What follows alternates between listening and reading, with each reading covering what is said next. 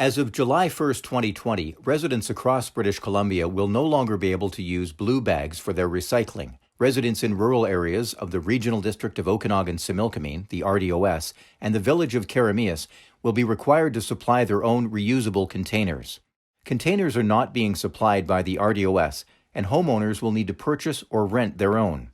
Reusable containers include blue boxes and repurposed garbage cans that can be lifted by hand. The maximum total weight of any can or box lifted by hand is 25 kilograms. Please note, some cans come with small rolling wheels but are designed to be lifted by hand. The Regional District can mail recycle-only stickers to homeowners by request. Recycle-only stickers are for regular garbage cans to identify them as recycling bins. Large, heavy rolling carts are also allowed, but must have a bar halfway up the front side to enable them to be lifted into the collection vehicle. Residents can use as many containers as they need for their recycling. There are no changes to how garbage or yard waste is being collected at the curb.